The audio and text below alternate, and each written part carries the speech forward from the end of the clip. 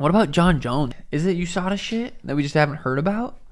Because why hasn't he fought? Well, according to John, the holdup is Stipe. Stipe did not want to sign for the fight for December 10th. And I don't know what that is, whether they didn't offer Stipe enough money. I think they're targeting when Francis's knee is recovered. A Francis Ngannou, John Jones fight. The thing about John is, John's wild, but he's also smart. Putting on so much weight. He's huge now. But I mean, Cyril Gane, who's 6'5", 247 pounds, moves like a 170-pounder. It's crazy. He shut him out. Like it was a shutout. But was it? I was asking War on the way here too. I'm like, did that feel like the big fight coming up? Because to me, I'm not hating either. I just didn't. Yeah. It wasn't like oh shit. Like I was. Yeah. Oh my god, this fight's about to happen. I wasn't feeling like the big fight in MMA is John Jones. John Jones is fighting heavyweight now. How tall is Francis? Is he 6'4" or 6'5"? But if he can maintain that endurance and keep that kind of pace that he had at light heavyweight at 205, and if you look at the strength and conditioning work that he's doing, man. But still, if that fight got announced, but still, I don't know. Dude, he's the boss. He's the man. You're going to talk shit about the whole company. And I get it. I'm just saying. Dana didn't put the belt around. I bet Francis honestly probably didn't give a fuck, though. So John Jones versus Francis Ngannou. That's going to happen for sure. The only thing that I would hope, if that ever happens, is that we allow Ngannou to get the press that he deserves. Like to pump him up in a way that he deserves. To make you don't that think fight he gets as big. it? People are terrified of that, man. They are hardcore fans and hardcore fighters. Like everybody who's in the know and everybody in the heavyweight division. But he's not like a superstar? He's not a worldwide. It's too tough to get superstar status. You got to do some shit. The thing would be a national hero. He would be a huge success story. Yeah. Well, first of all, in his Congo, country, for sure. Well, he's still a hero there. For sure he is. But I mean, in this country, he would be a hero of the scariest guy in the world was an immigrant that barely spoke English just a little while ago, and now he's murking people, and he's only been fighting for 6 years. True. And he developed his strength, by the way, in a sand mine when he was a child, doing child labor. It's insane. In Africa. What the fuck, man? Oh, and he happens to be a really nice guy. He's a great guy. He's a great guy. He's from Cameroon, and he's funny. He's like smiley, funny, happy guy. He's great. He hits people, and they go into orbit. They go into orbit.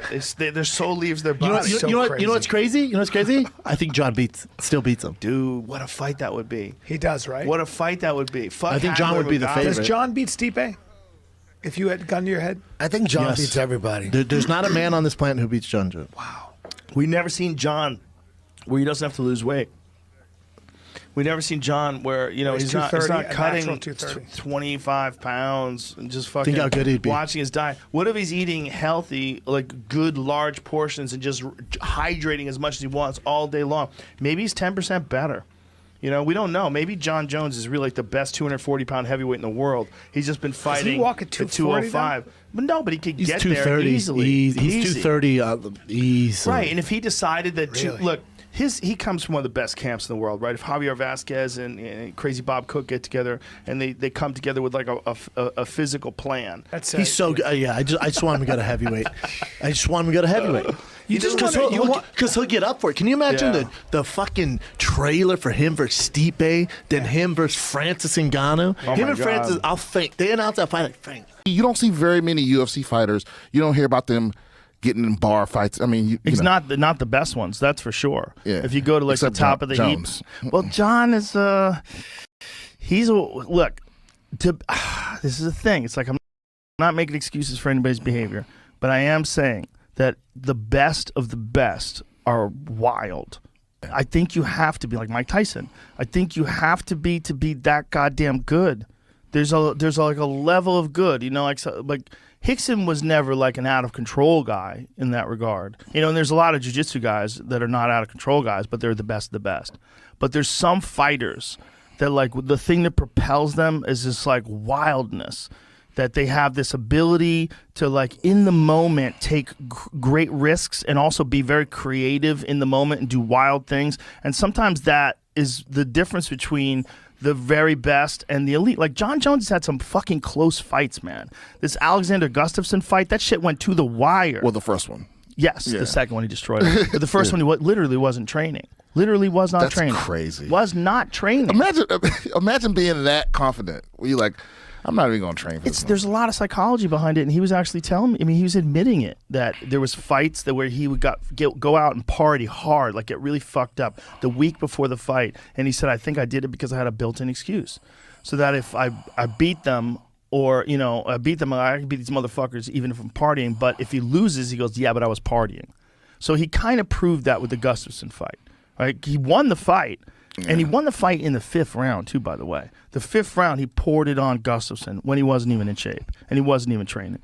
That's how good John Jones is. Yeah, I love watching him fight. Bro, there's that division. You got to realize that division is super ultra competitive, right? Unless John Jones is in the mix. Then it's not competitive. Yeah, John Jones dominates everybody. Most fun fighters to watch are the wildest dudes in real life. It's they're willing to take a risk. They're more risk takers. That's a big part of it, right? Yeah. I try to explain that to someone about John Jones in the opening seconds of the first round against Shogun. John, I think, was 22, right? As he was when he won the title. 22, okay? Only been fighting the UFC for a short amount of time. Opens the fight with a flying knee on a legend. On a legend. You gotta have some balls. Just balls. You gotta have some balls. Here it is. Boom. I mean, that is so crazy to do. Opening seconds of the fight. But at the same time, you don't have no fear of the takedown. Well, he wasn't afraid of takedowns, and also he was very proficient at striking. He was he just has like one of the best fight IQs ever. But he's not a good striker. But it doesn't matter. He's enough. He's enough to get on top of you and his smash length. you. Yeah. And I mean, and stuff John Jones is doing. Mm-hmm. Yeah. But so you can't call him a specialist because, man, he does so many different styles, everything. right? It's really like a kung fu movie, right? Where you change styles. Yeah. And then they do something. Yeah. Well, John's such a good kicker too. I mean, that's interesting that he started out as a wrestler because like how much of his style now is kicking you. It's a giant part of his game, his utilization of those long ass legs. Right, and it's interesting like how much time it looks like he's getting information a lot, right? Yep. And then all of a sudden, then when he shifts gears, it's like, okay, I've gotten a lot of information, and here's what I'm gonna do with it. Yeah. Well, for me, what's interesting when I watch any of the heavier guys fight is like, they really have to understand where they're safe and where they're not. That's something that John does really good. Yeah. How to be in the pocket in the places where he's safe and where, knowing where, He's the best ever at utilizing his reach. Like no one's ever been better at controlling reach and then never letting a guy reset. When guys try to reset, bam, he kicks him. Bam, he kicks him again. Bam, he kicks him again. He's like, he knows when you're trying to get comfortable, when you're trying to settle in, and that's when he kicks you. Like it's almost like he senses it and he just starts battering you. Like he sees like, no brakes, no brakes, no brakes, no brakes.